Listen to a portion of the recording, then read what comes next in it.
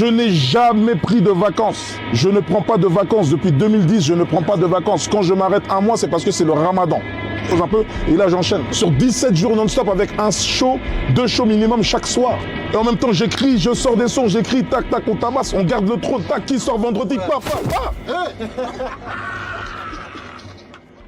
Là, tu viens de voir une interview de Matt Gims, l'un des plus grands musiciens en France actuellement. Ne serait-ce même le plus grand musicien actuellement en France. Qu'on l'aime ou qu'on l'aime pas, dans cet extrait, il vient de dire quelque chose de très fort. Je n'ai pas pris de vacances pendant ces 9 dernières années. Pourquoi?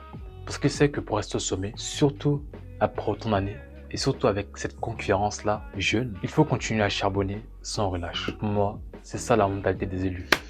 Salut les gars, j'espère que vous allez bien. Moi, ça va super. Avant de commencer cette vidéo, n'hésite pas à lâcher un petit like, t'abonner si ce n'est pas encore fait, et surtout à me dire en commentaire ce que tu penses de cette vidéo. Pour moi, un élu, c'est pas un mec spécial tombé du ciel. C'est quelqu'un qui a compris que personne ne viendra le sauver. Quelqu'un qui sait que s'il veut changer sa vie, cela repose uniquement sur lui. Les élus, c'est ceux qui prennent des décisions à contre-courant, ceux qui choisissent la rétention séminale, ceux qui se lèvent chaque jour avec l'intention de devenir meilleur. Et forcément, un grand pouvoir implique une grande responsabilité. Pendant que la majorité pense à comment est-ce que je vais profiter de mes vacances, comment me reposer, dépenser mon argent, l'élu, lui, il se dit comment est-ce que je peux faire plus? Quelle stratégie est-ce que je peux mettre en place pour aller plus loin? Comment améliorer ce que je fais? Comment améliorer ce que je suis? Comment transmettre? L'élu, lui, il ne cherche pas à récolter forcément. Il regarde tout d'abord la terre, les engrais, le soleil, l'eau. Il pense d'abord au sol avant de penser aux fruits. L'élu ne travaille pas pour avoir, mais pour devenir. Et pour ça, il ne prend pas de compte. Ce que j'adore le plus avec les élus, c'est que malgré qu'ils bossent bien plus que la moyenne des gens, ils ne se sentent jamais arrivés à destination. Comme l'a dit le fondateur du judo, enterrez-moi avec une ceinture blanche. Et c'est ça la mentalité pour être un élu. Travailler comme un débutant et agir comme si tu n'avais jamais accompli.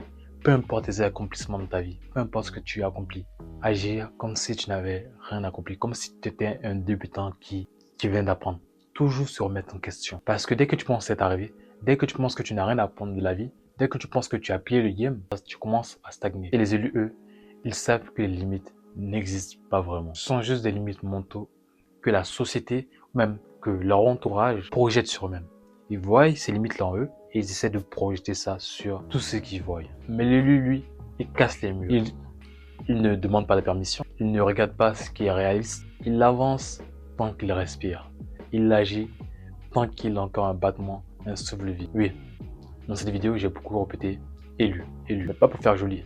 Pour moi, ce mot représente un état d'esprit, un choix de vie, une énergie, une façon d'être en soi-même qui dépasse les excuses et les distractions la moindre. Si toi aussi tu te reconnais dans cet état d'esprit, mais élu en commande, montre que tu as cette flamme de devenir plus, d'aller au-delà des limites qu'on veut t'imposer. Parce que rappelle-toi, ceux qui domineront demain sont ceux qui auront maîtrisé aujourd'hui leurs esprits et leurs énergies. Alors, tu sais ce qu'il te reste à faire.